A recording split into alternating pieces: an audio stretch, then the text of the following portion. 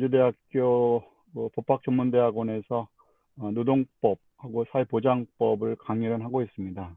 예. 오늘 관련해서 얘기되는 목차는 대강 이렇게 돼 있는데요.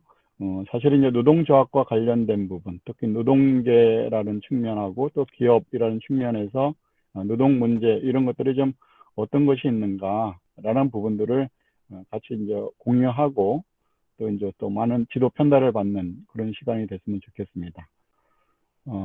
지금 이제 코로나 2020에서 되면서 지금 요즘에 이제 위드 코로나 얘기는 하긴 하는데 더 나아가서 이제 포스트 코로나 관련된 이런 부분에서 사실은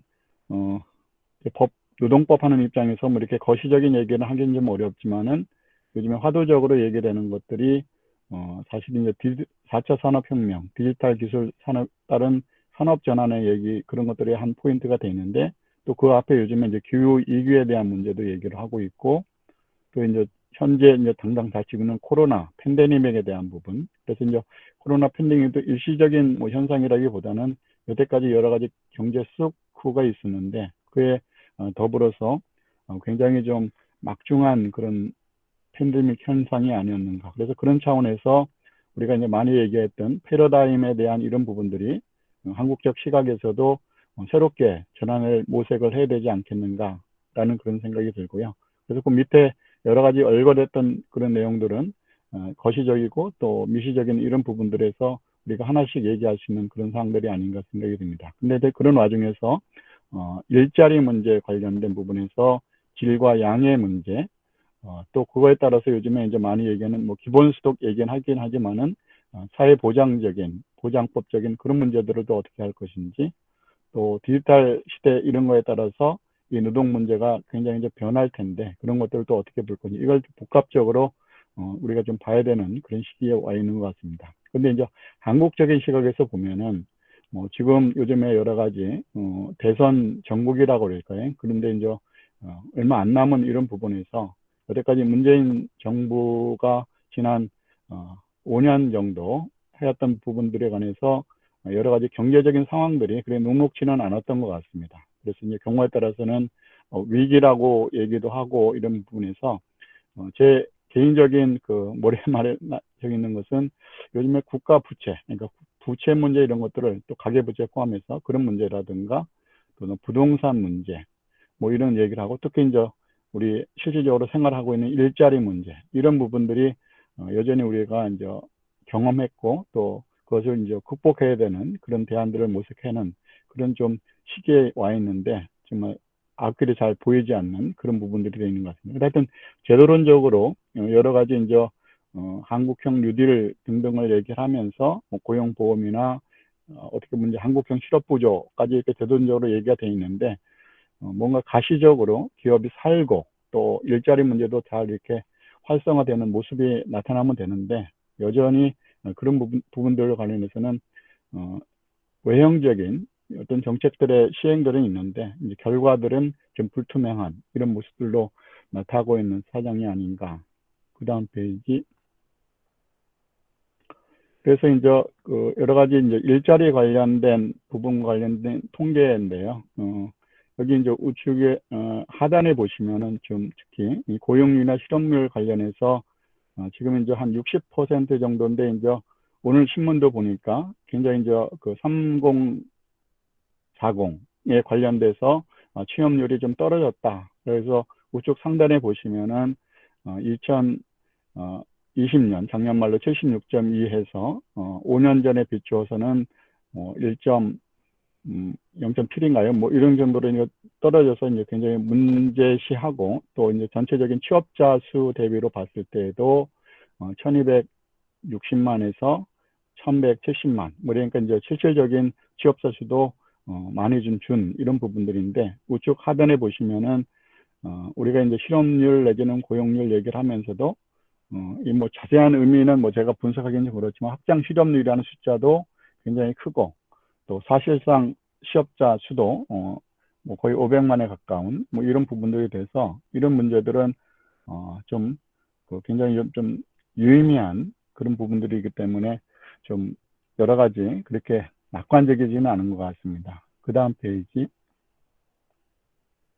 그래서 OECD 관련해서 오늘 아마 그 조선일보의 그 헤드로 나왔던 부분들인데 한국 3040 고용률이 OECD 38개국 중에서 30이다. 그래서 이제 하위권에 속해 있다라고 하면서 이제 우리가 선진국이라고 얘기하는 데에 비해서 좀 많이 차이가 진다라는 부분들. 그리고 이제 우측에 이제 미국이 요즘에 이제 미국 같은 경우 요즘에 떨어지는 율인 것 같더라고 예외적으로. 근데 하여튼 그런 저기 봤을 때 우리도 선진국이라는 측면에서는 이 공휴일 자체가 3040 특히 열심히 일하실 분들의 그런 것들이 좀 통계상으로 좀 떨어져 있다라고 하는 것이 근데 이제 한국경제연구원에서 오늘 발표한 자료 중에 있더라고요. 그다음 그리고 이제 실제 경험과 같은 경우에서도 일부 이제 그 뭐 조사한 내용이긴 하지만은 우리가 이제 노동시장에서 정규직 또 비정규직 얘기할 때 정규직도 증가는 했지만은 비정규직 같은 경우는 현격히 더 증가가 됐고 그래서 이제 정규직과 비정규직을 바로 비교해 본다 그러면 노동시장의 이중화 관련해서 굉장히 좀 큰 격차로 돼 있는 부분들이 여전히 어떻게 보면은 정책적으로는 줄이려고 했는데 어떻게 보면 점점 더 확대되는 이런 모습들로 돼 있는 것 같고 또 그런 와중에서 조합원과 비조합원 이런 관련해서도 그 차이가 현격히 있는 부분들로 코로나 이후에 있어서도 나타나는 그런 것들이 노동시장의 변화가 아닌가. 그다음 그리고 이제 구직 단년자 같은 경우도 어떻게 보면 하여튼 좀 늘어나고 있다라는 부분들이고 그런 부분들이 일자리를 좀 찾아보려고 하지만은 실질적으로 일자리가 찾기 어려운 뭐 등등 해서 어떤 규직 단념하는 이런 이유를 포함해서 보면은 늘어나는 이런 문제들도 좀 유념해야 될 부분들이 아닌가 생각이 들고요.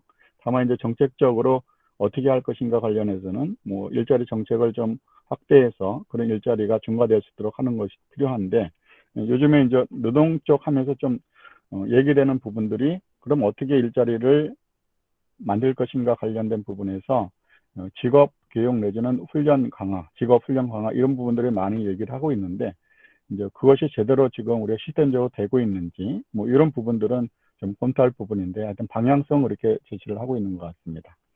그다음 그리고 이제 약간 뭐 노동 문제랑은 좀 다른 차원의 문제일 수도 있는데 우리가 이제 노동시장 이중 구조화를 얘기를 하면서도 사실 더 큰 화두로는 이제 불평등 문제, 양극화 문제, 그래서 빈익빈 부익부 현상에 대한 문제를 많이 얘기를 하는데 어떻게 보면 노동에서 접근하기가 좀 쉽지 않은 문제. 그래서 사실 이제 노동을 저도 처음 하면서 노동 문제, 노사관계를 해결하기 위해서 가장 필요한 게 뭐냐라고 이렇게 얘기를 들었을 때 두 가지 얘기를 좀그 재계에 계신 분들이 얘기하시는 걸 들었는데 하나는 이 집 문제를 어떻게 해결할 것인지 또 하나는 사교육 문제를 어떻게 해결할 것인지 그런 것들이 좀 기반이 되면은 노사관계들이 좀 더 좀 협력적인 노사관계가 되지 않겠는가라는 얘기는 있는데 여기 또 표를 보니까 부동산의 자산 문제들 또 우리 지역적인 수도권과 지방의 격차 문제 노동상에서 정규직과 비정규직의 문제 또 요즘은 세대 간에 있어서의 문제, 그다음에 이제 기업 규모에서 대중소 기업 문제, 또 학벌 문제, 또 사교육 문제, 뭐 등등 이렇게 돼 있는데 물론 이제 이것이 정확한 분석적인 저기는 아니겠지만 여론적으로 이렇게 봤을 때 이런 부분과 관련돼서 이제 노동조합의 사회적 역할을 좀 찾아가려고 하는데요.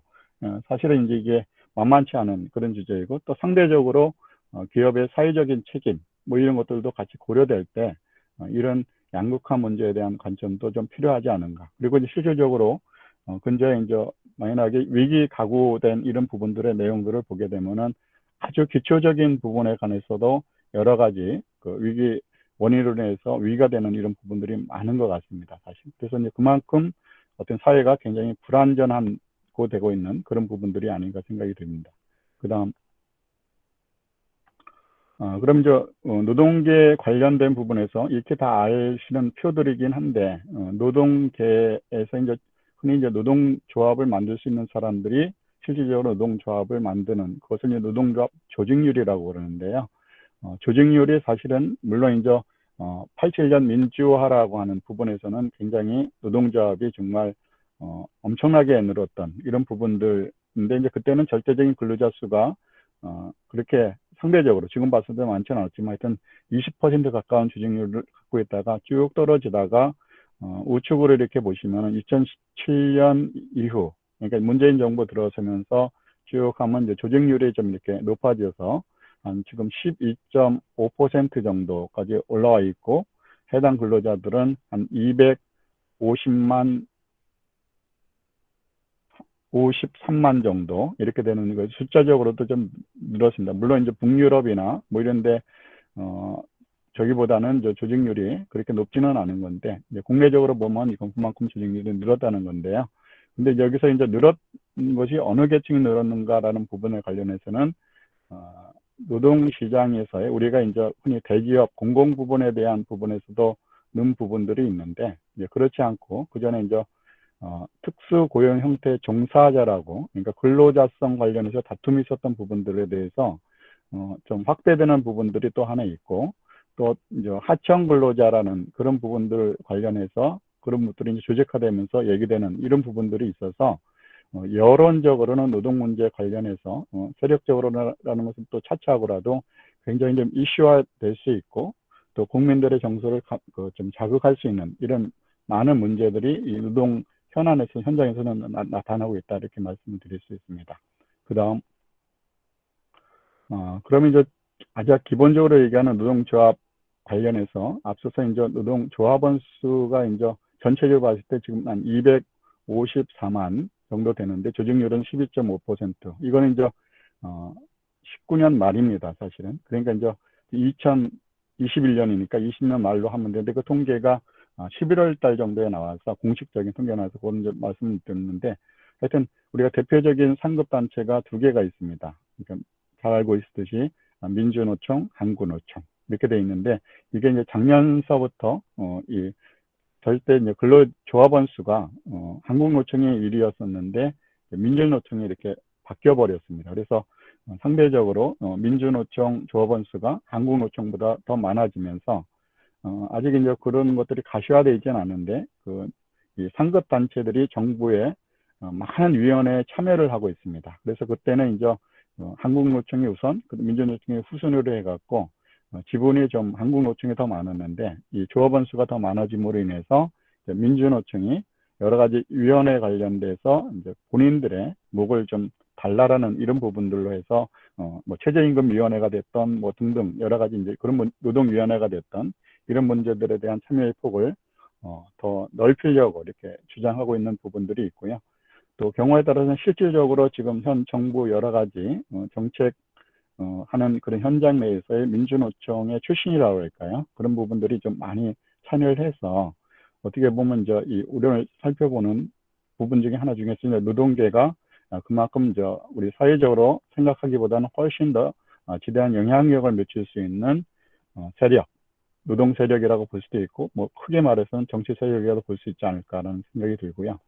그다음에 평균 조합원 수를 이렇게 보시면은 한국노총하고 민주노총하고 뭐 이름은 1대1로 되는데, 실질적으로는 민주노총은 조직이 큰 데가 많고 산별 조직들이 큽니다. 사실 그래서 실질적으로 그 조직 개수 대비로 보면은 한 2,500명 정도. 한국노총은 약간 적은 제조업체들 이런 것들이 많아서 실질적으로 그 조직 개수로 나누게 되면 한 400명대가 돼서 평균 조합원 수 대비로 보면은 민주노총이 조직력적인 힘에서는 훨씬 더 우위에 갖고 있다, 이렇게 얘기하는데, 물론 이제 더 디테일하게 현장에서 나타나는 부분들에 대한 집중력이라든가 뭐 이런 부분들을 또 별도로 볼 적이 있는데, 이제 집중력이라는 것은 이제 투쟁력이라고 그럴까요? 그런 부분들은 훨씬 더 민주노총이 좀 강하다, 이렇게 얘기를 할 수 있고, 또 조직률 관련해서 우리가 사실은 이제 주로 민간 부분들을 보고 이렇게 얘기를 하는데, 민간은 보면은 사실은 전체적인 조직 대상 대비로 해서 한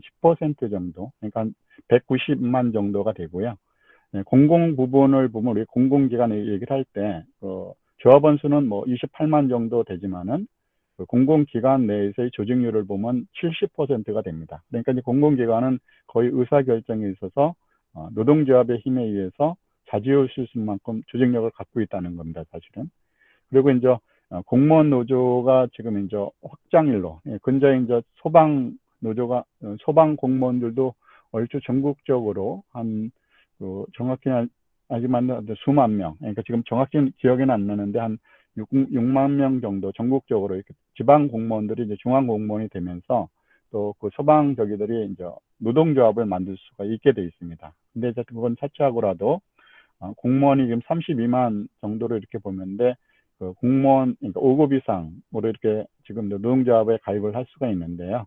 5급 이상의 공무원들이. 근데 조직률로 보면 86.2%가 됩니다. 그러니까 어떻게 보면 공무원 사회에서의 계급 사회이긴 하지만은 조직률적으로 보면은 이 노동조합이 본인들의 보이스를 충분히 낸다라고 하게 되면은 모든 의사결정에 있어서 관여할 수 있는 이런 부분들이 커진 이런 부분들이 있고요.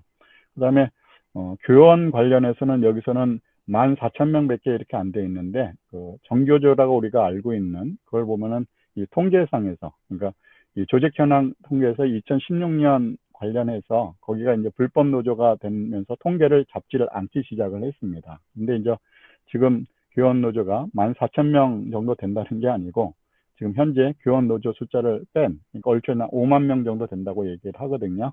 그래서 이제 그런 것들을 감안해 보면은 교원의 조직의 세력도 굉장히 좀 크다 이렇게 얘기를 할 수 있고요. 그 하단에 이제 기업 규모별 또 조합원 규모별 이 두 개 저기 그 자료를 제시를 했는데 하나는 기업 규모별이라는 건 300인 이상 사업장에 있어서는 조직률이 300인 이상 사업장에서는 54.8%, 한 145만 정도가 되고요.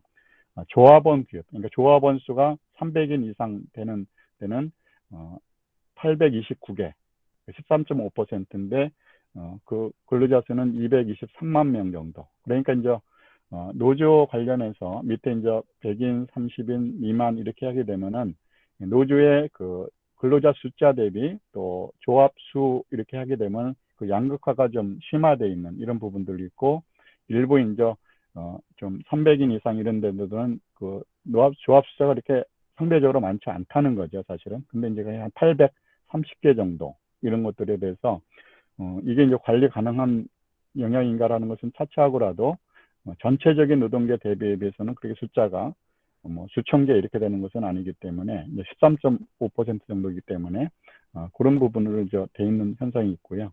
그다음에 조직 형태로 발라서 노동조합이 저희들이 기업별 노조라고는 하지만은 초기업 단위 노조 내지는 산별 노조 관련해서 산별 노조라고 얘기할 수, 초기업 단위라고 얘기할 수 있는 데가 524개소가 정도가 됩니다. 그래서 거기에 산별로 관련된 것이 한 150만 정도, 그 정도 이렇게 있습니다. 이거 어떻게 보면 250만 중에서 150만 정도라고 얘기를 하게 되면은 산별에 의한 영향력이 굉장히 클 수가 있다. 그래서 이제 그 노동에서 어떤 해지를 할 때 기업 단위에서의 파업이 아니고 어떤 그 산별 단위의 파업 내지는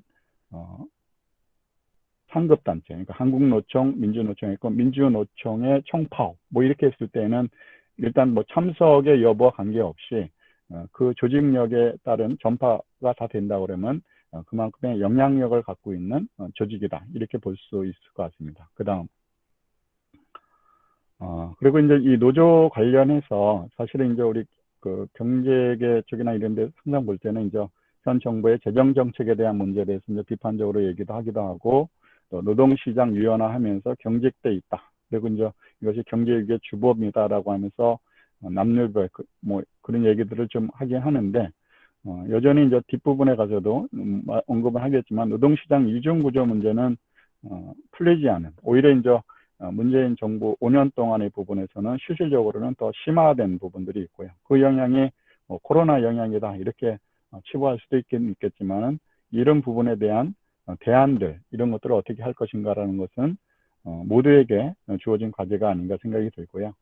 특히 이제 고용이라는 부분과 관련해서 우리가 임금 내지는 고용 안정, 뭐 고용 안정이라는 것은 뭐 정년까지 보장된 뭐 이런 것들의 개념일 수도 있는데 또 통계상으로는 이제 근속 기간에 대한 기임 이런 걸 얘기를 했을 때 가장 좋은 직장은 공공기관, 민간기관보다는 또 기업으로는 대기업이 더 좋고 그다음에 고용 형태로서는 정규직이 더 좋고 또 비정규직 관련된 부분에서는 청년들은 뭐 요즘에 들어가지도 못하니까 그런 문제가 있고 또 여성들은 아직까지도 그 절대적인 취업 활동 대비로 봤을 때 비정규직 섹터에 더 훨씬 많습니다. 그리고 이제 조합원과 비조합원을 봤을 때는 조합원이 더 강한.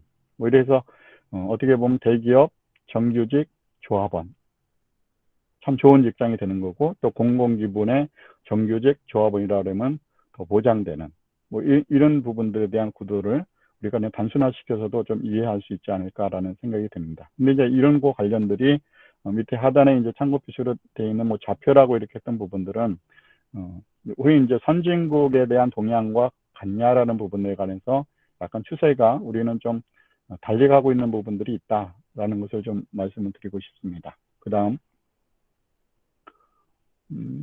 요즘에 이제 MZ 세대 관련 노동운동 해갖고 흔히 이제 1030 얘기 많이 얘기를 하는데 일단 그 얘기하기 전에 우리가 이제 아까 그 노동조합 추이를 봤을 때 우리가 산업화 이후에 있어서 90년대, 2000년대, 10년대, 지금 현재 21년 이렇게 시기적으로 보면은 뭐 무자르듯이 이렇게 나눌 수는 없지만은 90년대에는 대기업 조직 근로자 중심, 또 2000년대는 공공부분, 또 2010년대는 비정규직에 대한 여러 가지 노동운동들. 근데 이제 근자에 와서, 그러니까 2021년도에 대기업 사무직 관련돼서 우측 하단에 있는 이런 데서 이제 여러 가지 자기들 보이스를 내는 그것이 이제 MZ 세대 노동운동인데 전체적으로 얘기할 때에는 그 영향력이 크냐라는 부분에 대해서는 그렇지 않다. 하나의 이제 새로운 추세로 나타나고 있다라는 그런 어떤 과도기 초기 단계라고 지금 볼 수 있고요. 다만 이제 거기에서의 관점들이 요즘에 뭐 여러 가지 그 대선 이런 운동 관련해서도 2030 세대들에 대한 여러 가지 이제 분석들을 하면서 생각들이 좀 다른 부분들을 얘기를 하고 있는데 이 전체적으로는 얘기는 할 좀 없지만은 우선 이제 사무직 MZ 중심이 돼서 사무직 노조가 주로 되는 부분들은 기성 노조에 대한 그런 것에 대해서는 좀 반감을 갖고 있는 투쟁적인 거나 노조 내부의 경직성이나 소통 부족 이런 부분들을 해서 우리는 좀 결을 달리하겠다라는 그런 얘기가 하나 있는 것 같고, 그다음에 이제 공정성이나 개성 이런 것들이 기존 세대보다는 좀 다르다. 또 그다음에 이제 취업 라인이나 기득권 세대에 관련해서 격차 심화되는 것들이 지금 나타나고 있는 이런 부분들 관련해서 이런 것들도 좀 시정돼야 된다라는 부분들의 적이고요. 그 다음에 이제 특징적인 부분에서 쭉 얘기를 하실 때 맨 하단에 보시면은 MZ 세대 같은 경우는 워라밸에 대한 얘기, 일가정 양립에 대한 이런 부분들이 좀 더 차이가 있는 것 같습니다. 그래서 저희도 이제 한선재단에 참여하시는 분들이 이제 젊으신 분도 물론 있는데 사실은 저희들이 이제 6070 세대라고 할까요? 이런 부분을 봤을 때는 전혀 좀 이해할 수 없는 이런 부분들도 있고요. 요즘에 저도 이제 그 교양학부 강의를 하면서 이렇게 보게 되면은 전혀 세대가 다른 이런 부분들을 많이 느껴서 이런 세대 간의 문제 이런 것들도 일반적으로 얘기할 수도 있고 또 이제 조직과 관련된 이런 부분에서도 또 같이 우리가 고민해야 될 그런 부분들이 아닌가라는 생각이 듭니다. 하여튼 노동 현장에서의 파업이라는 모습이 나타난다고 그러면 이분들은 전통적으로 우리가 빨간띠 뚜르고 뭐 이런 모습보다는 그런 것들을 지향하고 요즘에 특히 이제 4차 산업혁명 등등 뭐 얘기를 하면서 SNS에 관련된 이런 부분들에 대한 변화들은 노동운동에도 많은 좀 변화를 줄 것 같습니다. 사실은 그런 현상들이 나타나고 있고요. 그 다음 이 설문 관련된데 이거는 뭐 제가 한 것은 아니고요. 얼마 전에 이제 국정감사하면서 국민의힘의 권영세 의원님께서 이렇게 했던 부분들을 자료를 좀 어떻게 얻게 돼서 그런 저는 이용하는데 하여튼 이 노조에 대한 MZ 세대에 관련돼서는 뭐 적극적으로 이렇게 저기 한다기보다는 좀 관망하는 그런 부분들에 대한 숫자들이 좀 많은 것 같습니다. 그 다음 해주시죠. 그다음에 노동조합 하면 떠오르는 게 뭐냐라고 하게 되면은 뭐 일부 이제 통계 일부 이제 여론조사이긴 하지만은 긍정적인 이런 거라기보다는 이 MZ 세대에게는 좀 부정적인 과반수 이상이 갖고 있는 그런 생각인 것 같습니다. 그다음 노조의 최대 문제점 뭐 이런 것들을 이제 얘기하려고 그러면은 사실은 이제 좀 치밀한 뭐 분석이랄까 그런 것들이 필요한데 일단 하여튼 여론적인 이런 조사했을 때 가장 많이 얘기되는 것이 역시 이제 근로 환경 이런 문제가 좀 우선일 것 같은데 오히려 노동운동 쪽에서 보여주는 것은 정치 사회 이슈에 좀 집중된 거 아니냐. 또 이제 그 어른들 많이 나타나는 교육 고용 세습에 따른 문제, 또 어떻게 보면 이제 노사 갈등했을 때 이제 강경 투쟁하는 모습, 또 경우에 따라서는 이제 이미 이제 젊은 세대들이 취업하면서 경험했던 부분들이 모르지만 이제 노합 조합을 좀 가입을 강요하는 뭐 이런 부분들의 문제, 또 이제 비조합에 대한 배척 뭐 이런 것들을 이제 역시 느끼고 있는 이런 부분들이 라고 이렇게 좀 언급을 하고 있습니다. 그다음 그래서 이제 그 다른 요즘 뭐 단어적으로 어떤 단어가 떠오르냐 하는 부분들 관련해서 노동조합이 좀 이기적이다. 또 뭐 불공정, 불평등 문제, 또 근로자 권익을 해야 되는데 무시한다든가, 또는 그 외에도 오용 노조라든가, 또는 노조 갑질, 간부 중심, 뭐 이런 정치 지향, 뭐 이런 것들에 만약에 우리가 보통 얘기할 수 있다라고 하게 된다 그러면 이런 점들을 좀 개선을 통해서 노동운동들의 노동조합의 어떤 과제들이 좀 우리가 좀 얘기를 할 수 있고 거기에 대한 대안을 좀 모색할 수도 있지 않을까. 하여튼 전반적인 단어들이 어떻게 보면 조금 부정적인 그런 단어인 것 같습니다. 그다음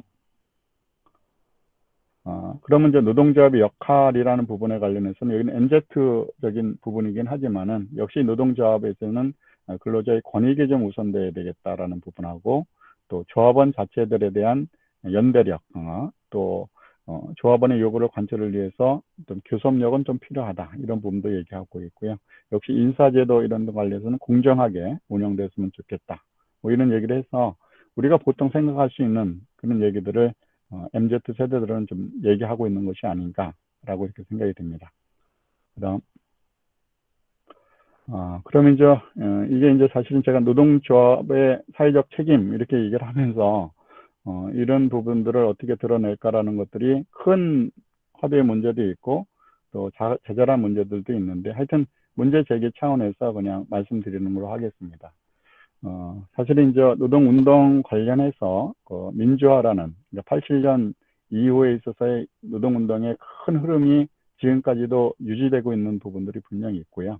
그다음에 이제 특히 97년 우리가 외환위기 겪으면서 신자유주의에 근거한 여러 가지 이제 노동 유연화 정책이라는 그런 부분들이 있었는데 저 개인적인 평가로는 그런 흐름은 있었는데 노동 문제에 관련해서 특히 이제 정리해고제 법제라든가 파견법을 그 당시 제정을 했는데 오히려 그것이 노동시장 유연화라기보다는 노동시장을 굉장히 불안해하고 오히려 이제 좀 그 정리되는 모습이 아니고 좀뭐 법제도적으로는 좀 섬세하지 못한 것을 해서 그 후유증이 지금까지도 참 남아있는 이런 부분들에서 노동시장의 경직성 부분에 한 역할을 좀 했다라고 저는 개인적으로 보는데요.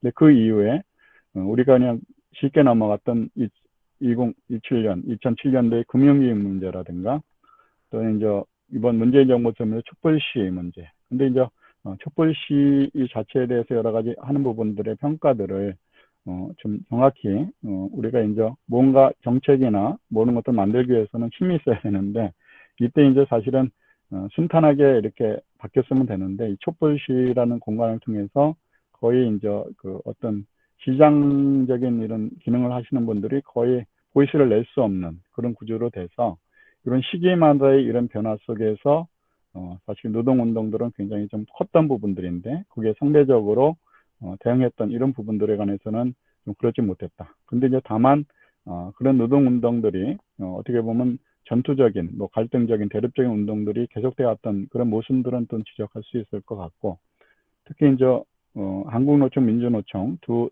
단체에서 사실 사회적 대화라는 부분들 관련해서 시도는 했는데 민주노총에 참여하지 않음으로 인해 갖고 결과적으로는 실패한 그런 부분들 모여서 그런 어떤 원래 생각했던 시너지 효과들은 나타내지 못한 이런 모습들이 또 아이러니하게 지난 5년 동안의 또 과정이었다라고 생각을 하는데요. 근데 이제 그런 와중에 지금 이제 우측에 있는 이 부분들은 사실 이제 여전히 노동계에서는 사회개혁이 필요하다라는 얘기를 하고 있고 경제 민주화에 대한 얘기도 계속하고 있고 그런 와중에 이제 기업의 사회적 책임 이렇게 얘기를 하는데 사실은 제가 볼 때는 대기업의 사회적 책임을 먼저 얘기를 하고 있고 그에 곁따라서 이제 노조의 사회적 책임을 오늘 이제 말씀을 좀 조금 드리려고 하는 그런 부분들이고 역시 이제 국가가 개입을 해서 공공성은 굉장히 강화되는 이런 모습들이어서 그에 따라서 여러 가지 노동 문제도 규제가 강화되는, 그러니까 보호가 더 강화되는 뭐 이런 모습들로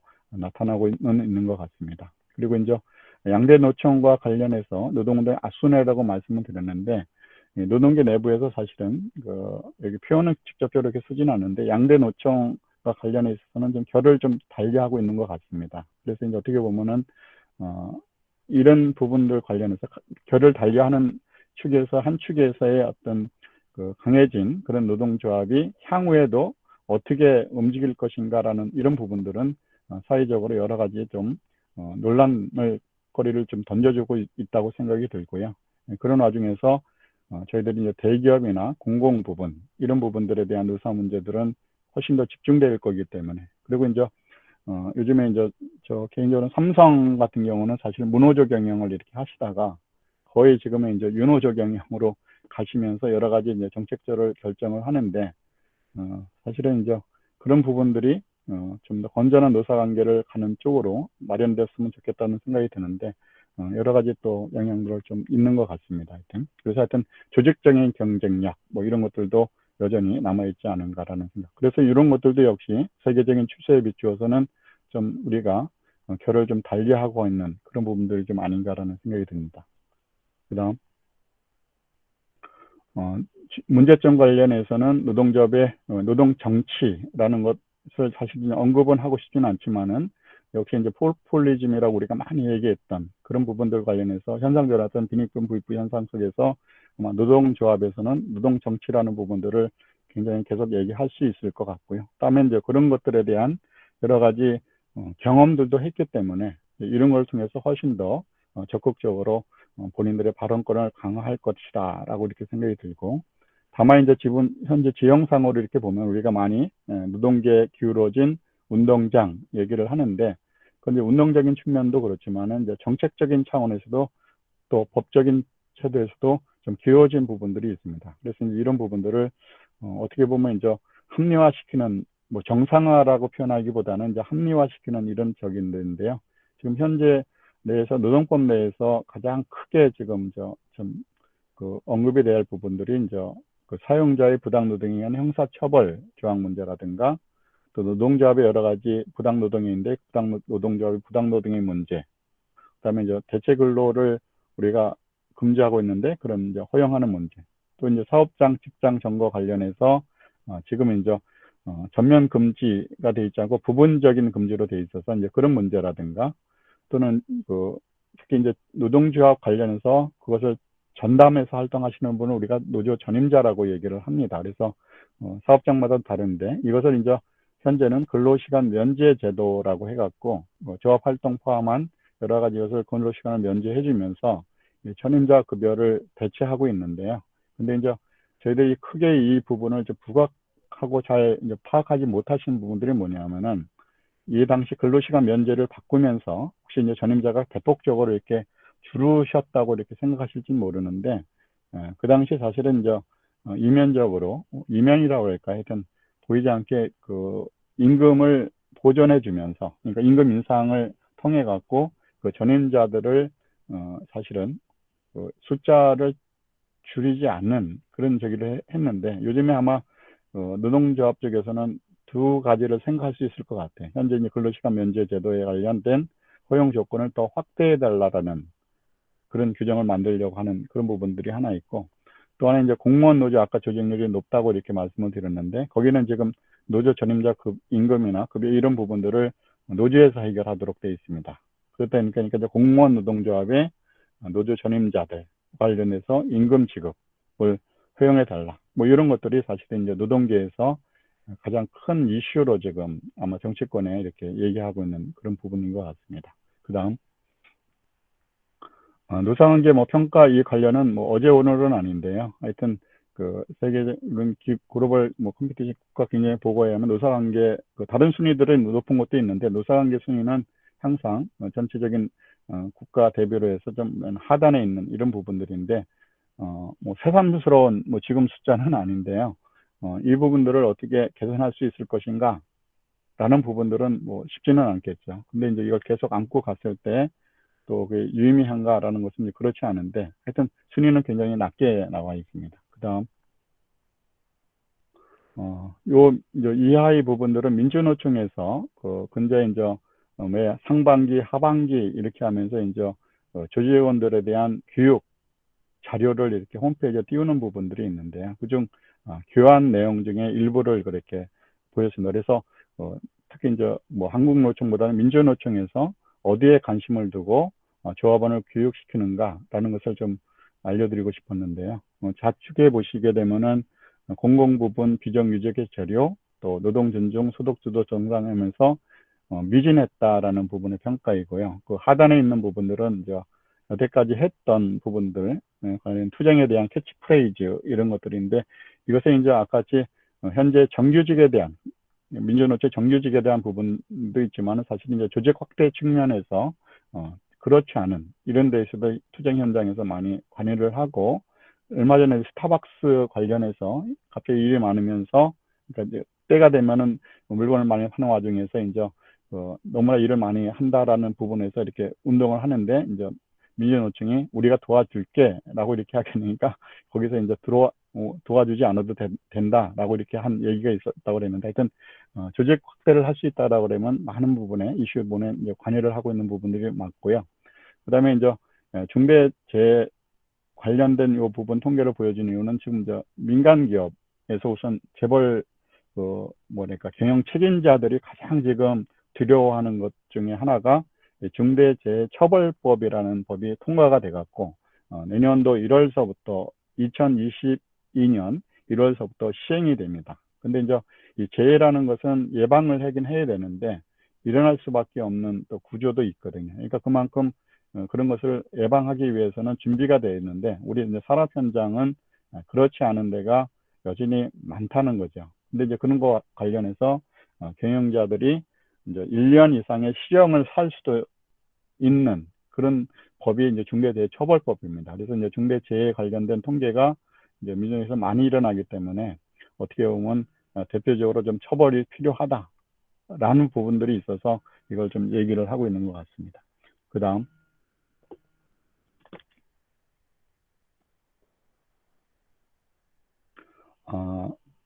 요것도 이제 사실은 저도 뭐 이쪽 부분에 대해서 자세하게 이렇게 분석해서 말씀드리긴 그렇지만은, 흔히 이제 노동에서 우리 특수고용 형태 종사자, 그래갖고 이제 흔히 시중에서 특고라고 해갖고 우리가 대표적으로 얘기하는 것이 학습지 교사, 보험 설계사, 골프장 캐디, 그리고 레미콘을 몰고 있는 운전사, 이런 것이 이제 특수고용 형태 종사자가 처음 시원했던 4개 업무입니다, 사실은. 근데 지금은 이제 그런 일들을 하셨던 분들을 노동법을 적용하자라고 해서 방향은 산업재해보상보험법, 산재를 적용하자, 또 고용보험을 적용하자, 이 두 트랙에서 이렇게 나가면서 그 업종을 계속 확대를 하고 있습니다. 근데 이제 우리 이름만 이렇게 얘기를 알고 있는데, 이 실질적으로 이제 우리 노동법의 사각지대라고, 그러니까 법을 적용받지 않은 이 사각지대에 대한 실태, 요것들은 숫자가 좀 틀릴 수도 있는데, 5인 미만 관련해서 일부 근로자가 적용이 되는데, 이게 한 350만, 360만 정도가 됩니다.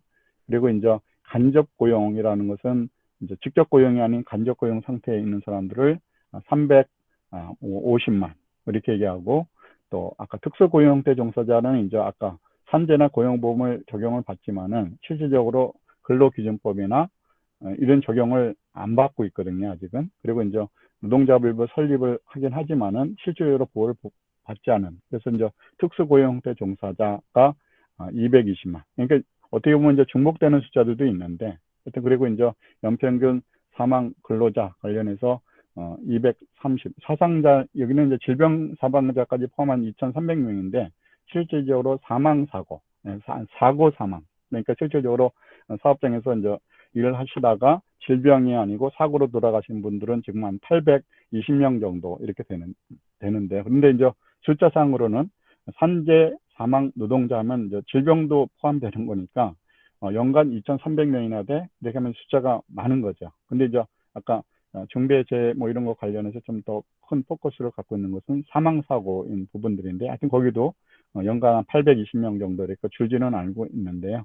근데 이걸 단순히 이렇게 합계를 해보면은 이게 926만이 됩니다.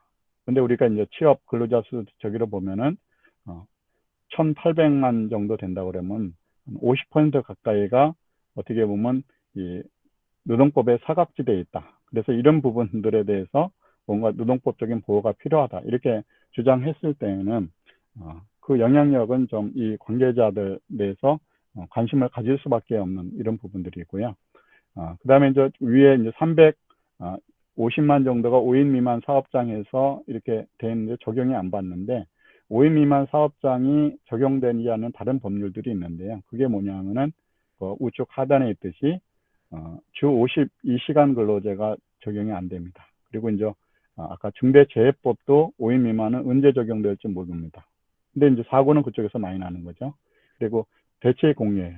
그래갖고 이제 요즘에 우리가 연휴를 이렇게 많이 쉬는 이 대체 공휴일도 5인 미만 사업장은 적용이 안 됩니다. 그리고 이제 요즘에 갑질이나 괴롭힘 사건 관련해서 근로기준법상의 직장 내 괴롭힘 관련된 건데 그것도 5인 미만 사업장에는 적용이 안 됩니다. 그러니까 이제 사고는 일어나는데 이런 일들이 있는데 이런 것들에 제외된 것이 있어서 이런 부분들을 법을 적용을 확대해야 된다라는 운동을 했을 때 요구를 했을 때 나름대로 좀 의미가 있다는 거죠, 사실은. 그런 부분이 있고요. 또 단시간 근로제 관련해서도 주 15시간 미만을 하게 되면은 주휴, 연차, 퇴직금을 받지 못하는데요. 그래서 요즘에 알바하는 데에서 쪼개기 계약이라고 해갖고 이것을 이제 이렇게 또 할 수 있는 하는 사업장들이 좀 있습니다, 사실은. 그래서 이제 이런 부분들 등등 해서 역시 이제 어떻게 보면 사정은 있겠지만은 하여튼 그 주장을 했을 때 나름대로 명분 있는 주장이기 때문에 이런 문제를 또 어떻게 풀 것인지 뭐 이런 문제는 좀 있는 것 같습니다. 그 다음 빨리 마무리를 하겠습니다. 그리고 이제 10월 20일 얼마 안 남았는데요. 민주노총 이제 총파업하는 것으로 돼 있는 것 같습니다. 그래서 이제 얼마 전에 간접적으로 이렇게 보니까 정교조에 계신 분들도 아마 조퇴투쟁이라고 그래갖고 한 2,000명 정도가 조퇴투쟁을 하는 것으로 지금 계획이 돼 있는 것 같고요. 또 공무원 노조 관련 공무원들은 점심시간을 여러분 잘 아시겠지만 세 부분으로 나눠서 점심을 먹는데 보통 11시 반 타임, 12시 타임, 12시 반 타임이 이렇게 세 개로 나눠 있는데 복무 규정에는 12시에서 1시로만 복무 규정이 되어 있습니다.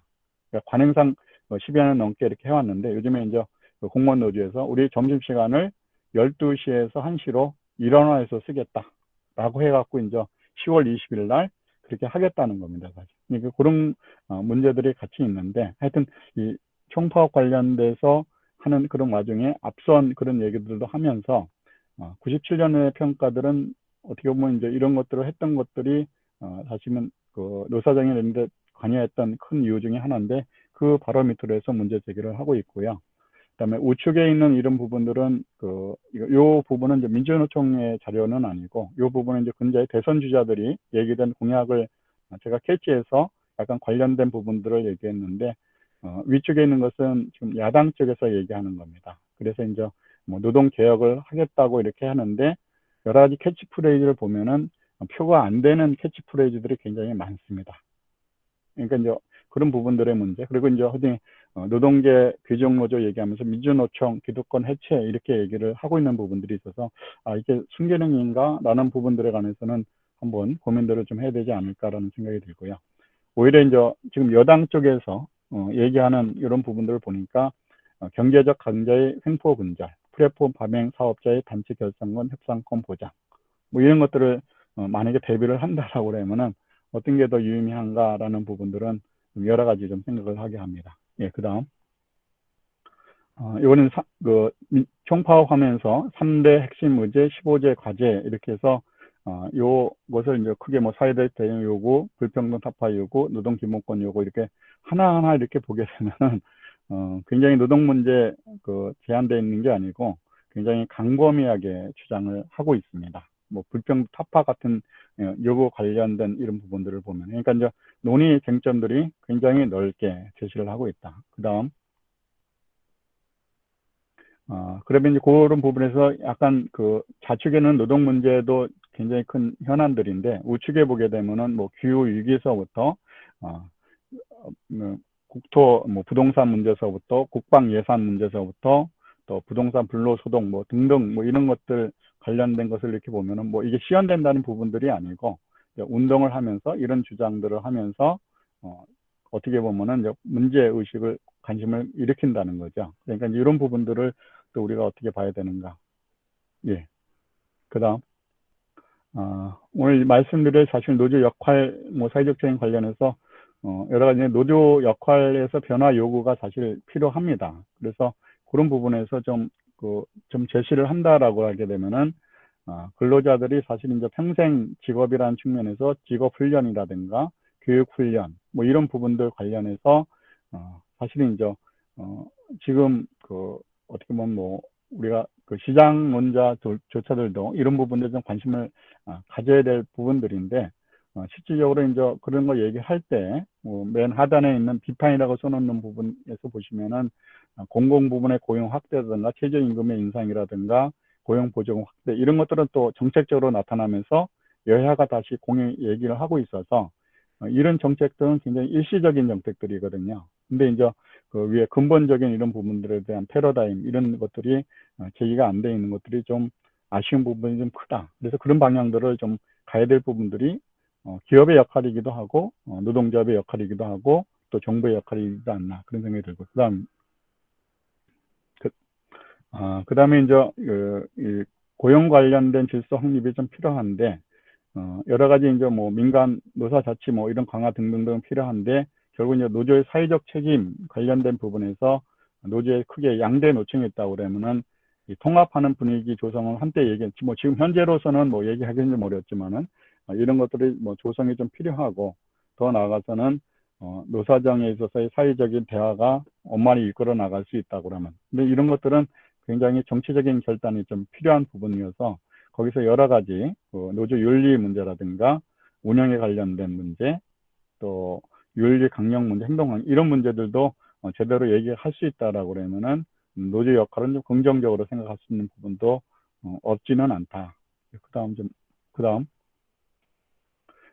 그래서 이제 이 노조 사회적 책임 관련해서는 우측에 그 국제표준화기구에서 제시된 부분 관련해서 정의를 보면은 투명하고 윤리적인 행동을 통하여 사회와 환경에 영향을 미칠 수 있는 조직의 결정과 책임. 근데 조직이라는 부분들은 정부가 될 수도 있고 시민단체가 될 수 있고 노사단체도 될 수 있습니다. 그래서 이제 꼭 노동조합만 사회적 책임하는 것들은 아닌데 우리나라에서 이런 사회적 책임 얘기할 때는 이제 기업의 사회적 책임 할 때에는 여러 가지 이제 그 어떤 은혜를 베푼다 그럴까 시혜적인 이런 것들을 해왔는데 기본적인 그 사회적 책임 논의들은 충분히 되어 있지는 않은 것 같고요. 다만 이제 일부 그 맨 하단에 보시듯이 연세대 의료원이나 LG 같은 경우에는 한때 이 부분을 많이 논의는 됐는데 크게 여론화를 돼갖고 이렇게 한 부분들은 좀 적은 것 같습니다. 근데 이제 근자에 노조의 사회적 책임 오늘 말을 하지만 이 부분에 대해서는 제목은 얘기한 적은 있는데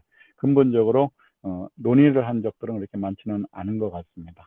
근데 하여튼 이런 거 과제가 노동조합 사회적 책임을 우리가 얘기할 수 있다라고 하면은 도덕적, 윤리적, 법제도 포괄적으로 한번 접근할 필요가 있고 과제는 이거는 제가 제시한 것은 아니고 국제 표준화 기구가 됐던 그 전에 이제 EU라든가 유엔에서 이렇게 얘기를 했던 사회적 책임에 대한 그 항목들, 과제들인데요. 이것은 이제 노동 이렇게 국한되어 있는 것이 아니고 어떻게 보면 이제 국제 규범이나 인권 존중까지 해서 넓게 사회적 책임을 논의할 수 있는 이런 부분들인 것 같고 다만 외국적으로 이것도 랭고 일본의 대표하신 랭고에서는 주로 이제 이 사회적 책임 관련해서는 사회적 환경운동 중에서 좀 얘기된 바 있고 미국 노총에서는 어떻게 보면 사회적 연대운동 이런 차원으로 사회적 책임과 관련된 운동들을 피고 있는 것 같습니다. 근데 우리나라는 이제 그런 부분들은 양대 노총에서 이렇게 제시한 바는 없습니다. 그다음 도덕적 윤리적 관련해서 역할과 관련해서 보면은 긍정적인 것은 당연히 노동시장 구조 이중 구조 이렇게 좀 축소하고 양극화 해소하겠다라는 부분들이 있는데 우리가 현상적으로 봤던 것들은 잦은 파업 또 최저임금의 무리한 인상 또 이기적인 행동 또 영향에 또 신뢰도 관련들은 떨어지는 이런 부분들에서 부작용도 분명히 있었던 것 같고요. 그리고 이제 현실적으로는 이 본래적인 그 노동조합 사회적 책임 활동과 관련된 부분들은 그렇게 거론이 된 바는 좀 없고 주로 이벤트성인 그런 것들을 좀 한 것이 아닌가. 근데 사실 이제 이 부분에서는 실존법적인 근거가 있는가라는 부분은 없습니다. 근데 다만 우리가 헌법상이나 헌법의 노동 상권에 대한 보장, 또 그에 구체화된 노조법 이런 것들을 등등했을 때 노동조합도 나름대로 책임이 있는 주체로서 영역이 있지 않을까라고 우리가 이제 유추 해석을 할 수가 있어서 뭐 전혀 없다라고 이렇게 할 수는 없는데 그 자체적으로는 우리가 뭐 어떤 실정법적인 근거는 갖고 있지 않습니다. 그 다음 법 제도적인 관련해서는 뭐 여러 가지 얘기를 할 수가 있는데요. 근데 이제 이건 주로 이제 잘 안 됐던 부분들이 불법 파업에 대한 여러 가지 손실적인 부분, 그다음에 도덕적인 해이, 채용과 관련된 노조 간부 분분 이런 것들이 이제 우리 언론을 통해서 접했던 거고요. 그다음에 이제 단체 협약과 관련해서 여러 가지 무리한 요구들. 그러니까 사실 사용자가 본인이 받아들이는 거긴 한데 우리가 이렇게 봤을 때는 요즘에 여러 가지 신규수나 신차종 뭐 이런 것들 관련해서 단체 협약에 이렇게 동의 규정으로 해놨습니다. 그러니까 노동조합이 동의를 안 하면은 어떻게 할 수가 없는데 대표적으로 현대자동차의 단체 협약 보면 이게 다 동의 규정으로 돼 있어요. 그러니까 그걸 꼭 노동조합이 잘못됐다 이렇게 이야기는 상대적인 거라는 거죠. 그리고 이제 경산노위라는 것들이 우리가 이제 노사정 사회적 대화 기구가 있는데 민주노총은 참여를 안 하고 있습니다. 그러니까 이제 어떻게 여러 가지 이제 사회적 대화라는 부분을 통해서 어떤 합의점으로 갈 수 있기는 굉장히 좀 제한적인, 그래서 그런 부분에서는 좀 노조의 사회적 책임을 다하고 있지 않은 거 아닌가라고 지적을 할 수 있는 것 같고요. 그 다음 하여튼 우리가 항상 노사 문제하면 법과 원칙 뭐 해야 된다고 이렇게 누누이 얘기를 하는데 하여튼 이런 부분에 관련해서도 실질적으로 그렇게 됐으면 좋겠고, 또 노사 간에 있어서도 노동 정책을 펴는데 최소한도 뭐 대등까지는 안 가더라도 균등한 그런 방향으로 갔으면 좋겠고, 또 노동조합의 독자적이고 자주적인 기본적인 존재 이유는 한데요. 근데 이제 아까도 말씀드렸던 근로시간 면제 제도 뭐 이런 등등 관련된 것들은 어떻게 보면 그 본인들은 사실은 이제 투쟁해서 쟁취한 거긴 하지만은 저 법 제도적인 이런 부분들에 관해서는 균형이 안 맞는 그런 부분들이라 지적할 수 있을 것 같습니다. 그다음 그다음에 이제 이 부분은 사실은 이제 마이너한 부분이긴 한데 노동조합이 여러 가지 사업을 하려고 그러면은 사실은 돈이 드는 부분들이 있습니다. 그래서 재정 운영을 할 때 좀 투명하게 했으면 좋겠다라는 부분들인데 현재 이제 한국에서는 전혀 조항이 없는 것은 아니고요. 그 행정관청에 요구 시 보고할 수 있도록 돼 있는데 행정관청에 요구한 적은 있을 수 있는데 응해 조청은 없습니다. 근데 이거 관련해서 뭐 처벌한 그런 사례도 없어서 이것대로 이렇게 했으면 좋겠다라는 거고, 우리 가까운 일본 같은 경우에 있어서는 1년에 한 번씩 조합원에게 다 투명하게 공포를 하고, 또 경우에 따라서는 8천만 원 이상의 수지 개선서를 했을 때는 소관 세무서에 제출을 하도록 의무사항으로 되어 있습니다. 그러면 이제 이 돈을 어떻게 썼는가 관련된 부분이 투명화가 된다라고 그러면은 노동 운동하는 차원에서도 여러 가지 뭐 견제라기보다는 그 합리적인 그 돈을 썼는지, 그리고 이제 정부가